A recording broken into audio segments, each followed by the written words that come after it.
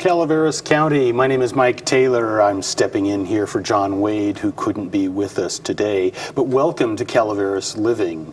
And actually, I guess today I should say Calaveras/Alpine Living because of my guest, who is Paul Peterson.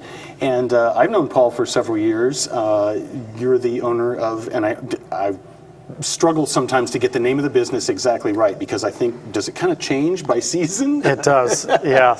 And so Bear Valley Cross Country. Bear Valley Cross Country. And Adventure Company. And Adventure Company. And so we had answered the phone in the summer, Adventure Company, Bear Valley Adventure Company, and in the winter, Bear Valley Cross Country. There we go. Yeah. And so give our viewers a little bit of your history in the Bear Valley area. Well, after 39 winters up there, I finally earned my ability to call myself a local. And so moved up there really when I was a kid from the Bay Area. Thought I was taking a year off of college and doing a little skiing. And I am what might be considered a full-blown skiaholic.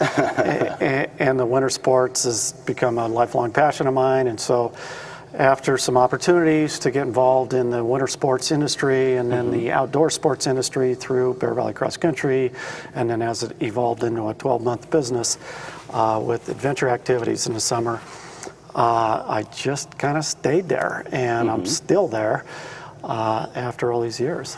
Sure, and along kind of almost maybe parallel with that time, Bear Valley Mountain or Bear Valley Ski Area, or it's had several iterations or sort of generations of names.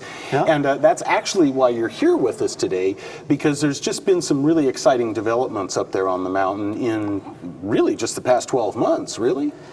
Yeah, you know, when I was first there, Maury Rasmussen, the founder of the ski area, came from San Andreas here, had his logging mill, and his kids and their wives. They were owner-operators running the ski area, and you know, started from scratch, and then chose to sell at a certain point in time. Sold to the Bottomley family, which is, you know, Calaveras County, Alpine County family, and they ran it for a number of years. And then it sold to a consortium of buyers that is Tennisketter, Dundee, and Radar Partners. Okay.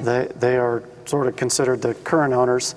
And so I've seen all the ownership groups, and you know, and now kind of what we're excited about is the mountain, it looks like, has gone into its next phase and is going into the hands of some new owners. Okay. And who are those new owners? Well, we thought it was going to be the Bear Valley Mountain Cooperative. However, and we'll talk about that for a little bit, but right now, the owners that have taken control of the ski area as of August 1st, and really, you know, in earnest on September 1st, is a company called Skyline Investments. Okay. They're based in Toronto, Canada. They own other ski areas. They own other, you know, sort of condo developments and village development properties. They own a shopping mall. They have some holdings, if you will, and this is their first foray into a United States ski area. Oh, really? Their first U.S. property? Okay. Yeah, they have a property in the United States, but it's a shopping mall. Oh, that's the shopping mall. Okay. Most of their... They don't have an indoor ski area there, huh? No, I'm sure it's coming. We just don't know when. Yeah, that's right. So Skyline is currently in charge. They recently hired a general manager, a gentleman by the name of Benno Nager. Okay. And he came on board about a week and a half ago. And has some running ski area experience kind of from all over the world, right? You know, they did sort of what we thought was a nationwide search, turned out to be a worldwide search because Benno was in Switzerland finishing up a project there. Oh, gosh. And he had met with the Skyline folks in January, just, you know, got to know each other and what their different capabilities were. And so they called him in Switzerland and asked him if he might be available for Bear Valley. And they sort of vetted him against another very talented person that was in pole position, and had other general managers on the list, and he ended up being available, and he's kind of a heavy hitter, so so we're excited that Bear Valley has somebody with his experience. That's, as somebody who lives down the hill, down here where we only get snow when somebody decides to smile on us and give us a couple of inches, that's been kind of my perception is, or at least that's how I felt personally, was, okay, they've got somebody now who has been in this business for a long time and has done it all over the world, and that really sounds like a good thing.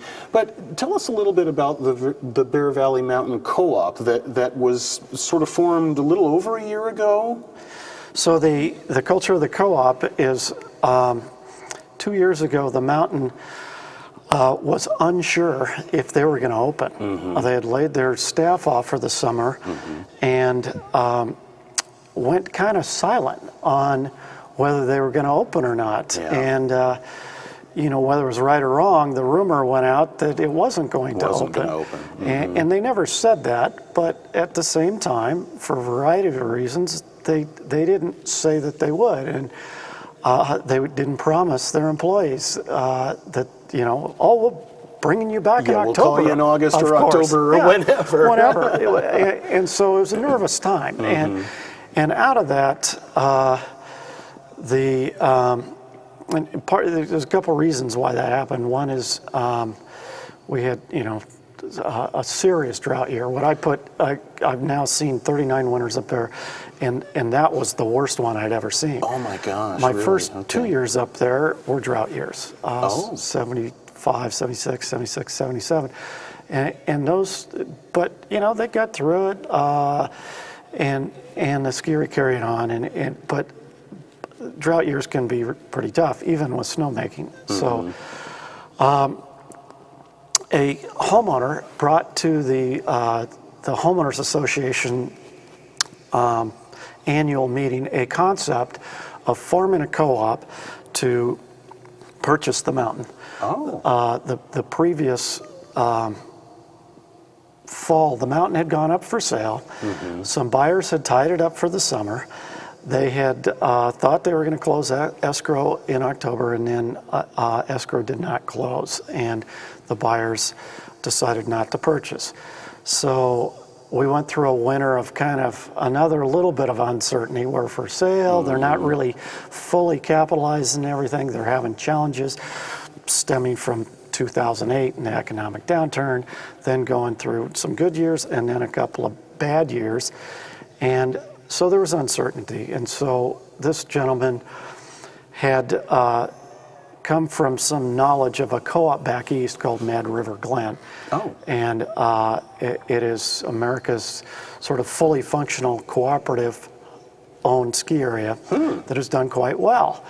And he had some contacts where he could speak to the founder and the various people involved. So at this residents association, he proposed that we, form a co-op, and he was charged to form a interim committee or a steering committee or a kind of a research committee to come back with a little more information at the next meeting. It sounded, frankly, a little far-fetched. Sure. And so he collected 4 other people. I was one of them. A lawyer, a heavy hitter in the outdoor industry,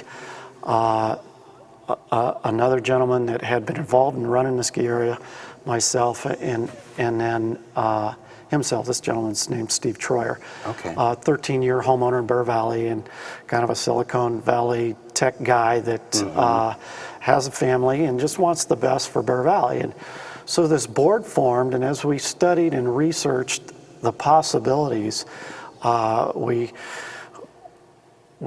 thought, this could go. This could grow a set of legs and actually work. So that was in September. We did weekly meetings through the winter, and by April we had formed as a California cooperative corporation that was able to sell shares, did all the legal work to become a 501c4 corporation, And April 15th, we began selling shares. Okay. And that really started the deal. Were those shares, not to interrupt, but were those shares intended for just homeowners to purchase, or were those for anyone who wanted to buy into the notion that this group might purchase the mountain? So as we researched this thing, what we found was that there was a sort of an economic community and a sort of social and recreational community that extended up and down Highway 4, both directions on Highway 49, all the way down to the Bay Area. Anywhere where there was a link to Bear Valley, whether somebody had a season pass here, a second home in the area, a first home in the area, or simply just liked to ski that mountain and wanted to get involved in protecting it. The main rule was you had to have an address in California. Oh, okay. So to be a co-op is basically a group of people that use the services that are rendered by that co-op or company. People interested in preserving the company, maybe keeping the ability to manage some of the direction of the company, as the co-op board would be voted in by the owners. And so, just California residents. But we were getting people from Auburn that had come through, skied here a couple times, really liked it, compared Bear Valley to sort of the vibe of some of the Tahoe areas, and getting guys like that to buy shares. There's some benefits to the buying a share that make it sort of mathematically work as a decent investment. For those that maybe don't live on the corridor, but or don't even use the area all that frequently. But for most people that bought in, it was people that had a little bit of heart and soul here, and sort of drank the Bear Valley Kool-Aid, liked it, and wanted to continue to help Bear Valley not just exist, but move towards thriving, revitalizing, coming out of this economic downturn, some drought years, with some renewed energy. And there was a timeline that as this thing started to sell shares and go along, it looked like it was going to go, and it was going to generate the kind of finances that allow the co-op to acquire. So there's some metrics that had to been reached at certain times, and by July 15th, we had reporting almost once a week for the 6-8 weeks prior to that, first, we think we're going to make this, and then we have met the buy-sell agreement parameters, and we're ready to buy this. Oh, goodness. Which was cool. We ended up with 933 shareholders, and through a bunch of town halls in Murphy's and Bear Valley and Arnold. We really found how many people care about Bear Valley and want it to be successful and thrive. And so as we closed in on almost 150 more shares than we needed to close the deal, we got notified there's another potential buyer. The mountain was not going to do an exclusive with the co-op. They did an exclusive with the last guys that tied it up for months, and then they walked. So co-op was fine. If somebody else wants to come in and write the big check and take this thing, as long as they're qualified and have Bear Valley's best interests in mind, we'll step aside as a co-op. And so lo and behold, this Skyline Investments identifies themselves as entering into a buy-sell agreement with signed by both parties with Skyline, or with the then owners Dundee and Radar Partners, and the co-op asked them, well, how do you see this working? How should we proceed? We've done a lot of work here, and that's right. Interesting development. And so we were advised to keep going, You know? Oh, really? Okay. And was that by Skyline or by disinterested parties? No, this was by the sellers. Oh, by the sellers. By the sellers of the mountain. Uh-huh. Well, what are our odds to actually buying this? Well, you know, we're still getting to know these guys, and we, you know, probably even odds. You should keep going. So the co-op had to communicate to, and it's been very, very good at its communication and outreach with emails when anything timely or just important to get out to everybody. There's been a great website, a great email trail to, answering questions, and a Facebook site that helps to communicate to all these people that now have kind of a vested interest and deserve to know everything every step of the way. So the communication was, hey, there's another potential buyer. We'll keep you posted. Then we check our odds again about a week before August 1st, and they said, it's no longer 50-50. We think those other guys are gonna buy this thing. Okay. And so then the board, like it's been doing all along, it's a great group of folks that collects their various perspectives on both Bear Valley and just business deals and you know, how do we do this? When do we outreach? How do we get our shareholders involved to, you know, help us guide along? So then we come to find out that they have entered in a purchase sale agreement with Skyline. They have canceled our purchase and sale agreement, or possibility of entering into that purchase and sale agreement, and canceled our buy and sell agreement. And so while all this is starting to go on, we're checking them out. I bet. Are these the good guys? Yeah, are these the real deal? Or, you know, what are these guys all about? And can we just let them take the reins and run with it? And so we started, you know, outreaching to their owner, Gil Blutrick, their CEO, Michael Snade, and their asset managers, couple of people from Lake Tahoe that have a huge depth of industry experience, Chris Ryman and Betsy Cole. Okay. And they used to be owners and principals in the company that owned and operated North Star. I see. And their company was called Booth Creek. And the main principal with that company is George Gillette, who's an industry heavyweight, one of the biggest there ever was.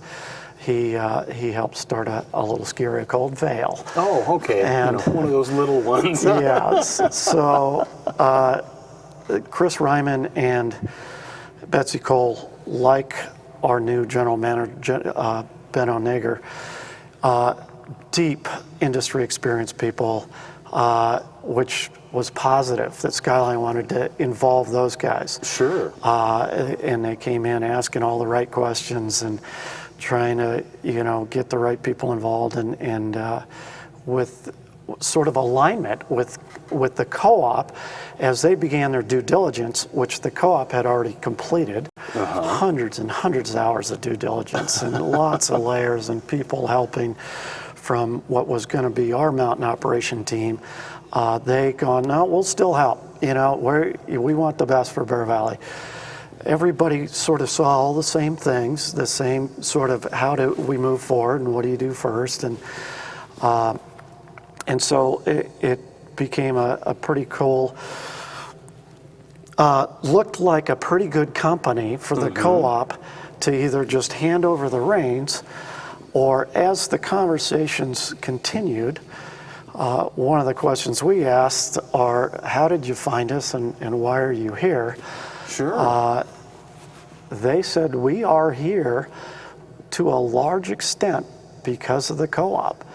And well, how about that? Yeah, so well, you know, a little feel-good stuff for all the work we've been doing. That's got to be pretty nice to hear. But really what it means is what they found is that when they go into a community, you know, they're from a whole nother country. Yeah. And when they go into a community, they really want to use the resources and get the community involved. And they actually have a club program called the Skyline Club that you can look into. And they have little club facilities and benefits and dues and things. And so what they saw was this co-op, maybe that could morph into one of their Skyline clubs. And as we sort of compared those two programs, it really wasn't a good fit. The fit wasn't, it was going to be ramming a square peg down a round hole. Sure.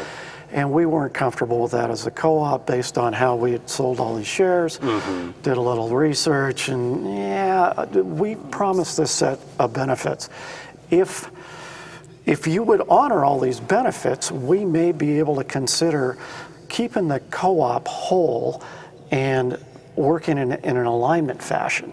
And might consider if there's a benefit to our members of keeping our money in there, that we might help you make improvements to the mountain and the village faster than you would do normally just owning and operate a ski area and a resort.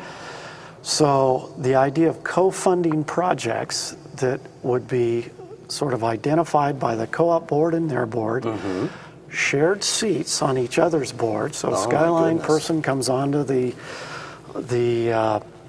co-op board, a co-op board member comes on the Skyline board, so that there's shared knowledge, shared decision making, and together these improvements. And these are kind of the bigger capital improvements. I was going to say, are there any examples? I know I don't want to nail you down and say, okay, they're going to do this first, but what are some of the projects? Because we've all kind of heard, that the lodge was going to be improved, and that they even talked for a little bit about another lodge on the mountain, and I'm not even suggesting that's one of these. But what are and of course the I want to say it was a quad lift from the village to the top of the hill at the mountain. So, what are some of these projects that the co-op might be able to assist with? Well, this is why this, public TV is such a great forum for this stuff, because everybody wants to know those answers. And it's important to get that out. So thanks for having me and asking those kinds of questions. The bottom line is the ski area has recently, in the last year, completed an environmental impact report, which is a county document, and an environmental assessment document, which kind of identifies all the things that they can do. And those include things like the village lift from the ski area to the mountain. It could be one, it could be two lifts. There's two different versions of the village lift. It includes permission to build a mountain-type top day lodge. It includes the ability to create wider runs and different runs on the mountain. And so the EIR and the EA sort of roadmap the possibilities, and then what's right for Bear Valley, what's right for the economy we're in now, what are they going to do first, and what are some of the wish list items. So right now the mountain, as these guys get on the ground, and they're just prepping for the season. And I hope there's tons of feet of snow this year. Yeah, the idea is, do all the repairs to the chairs and the snowmaking equipment that would be annual maintenance, but, a little more. You got new owners. They want to make their place, a little nicer. And so without getting too specific, the idea is they want to try and really make sure they got a good operational mountain. And those examples of things that they could be doing now that the co-op would not fund is getting anything broken fixed again. If the snowmaking needs repair, the co-op funds aren't going to repair. If they need a new snowcat, that's co-op funds wouldn't go to acquiring a new snowcat. But the things that move the resort forward, like maybe an extension or expansion of the snowmaking capability. Sure. Now that would be something we would like to go back to the shareholders and say, hey, we think we want to co-fund an expansion of the snowmaking, and I see. it could go down to the bottom of the Polar Express lift, which it presently doesn't. Could add a new run that was a snowmaking run that presently isn't. And so that'd be an example of one thing that's been discussed by the board as a possible funding mechanism. There's a 12,000 square foot, let me see if I can get my numbers right. I think we are approved for a 12,000 square foot building on the top of that ski area. Oh gosh, okay. That is something we don't need at this point. Yeah. But a smaller version of that might make some sense. And would the co-op consider funding a expandable but right size for the volume we're doing now? Sure. That has been talked about as well. That maybe that's an example of something that the co-op would co-fund with Skyline if both parties agreed that that was in the best interest of helping grow the success and increase skier visits to the mountain. But well, it's no secret that that place attracts so many people through the Highway 4 corridor and up that Highway 4 corridor in the wintertime, and now, of course, in the summertime, thanks to the more year-round recreation that's going on up there. We're getting short on time, so Paul, I don't want to leave you hanging with regard to allowing folks to get into contact with the co-op if they're interested. So how can folks do that and kind of trace and track what's going on? Well, the best way is through the website. Okay, we and have that's a the website. BV Co-op? It's BVM. BVM, Bear Valley sorry. Mountain. Okay. BVM. There it is right there on the screen. .org. Yeah, Okay. so that's the best way. And you can actually email in questions if you have something beyond what's on the website. Okay, so it's you can sign up for shares. Certainly interested in having people take a look if it's right. Buy a share, maybe buy 5 like some have. My goodness, that's just and great. if the benefits are right and you want to help Bear Valley be revitalized and improved and sustain this huge asset for this whole corridor, that's really the best way to go. Okay. I own and operate Bear Valley Cross Country, and we are cleverly disguised as a gas station at the entrance to Bear Valley. It's the gas station right there on your left, folks. You can always come see me there, and if I can spend some time with you, I'd love to. Well, and go cross-country skiing, because he's a fantastic teacher, so. Thanks for that. You bet. Now, real quick, we really are out of time, but what are your hopes for this ski season? Well, they've announced a November 29th opening, which is awesome because we like to get open early for the cross country. That's right. Okay. So, and then just taking that new ownership enthusiasm to the marketing of the resort to the Bay Area and just hitting a home run this year. Get the word out there. All right. Well, that's Calaveras Living, folks. I'm Mike Taylor. Paul Peterson, thank you very much for joining us, and we look forward to skiing this winter. Well, come on up. I look forward to having you. Thanks a lot, Paul. Thanks for having me. Join us next time, folks. Thanks a lot.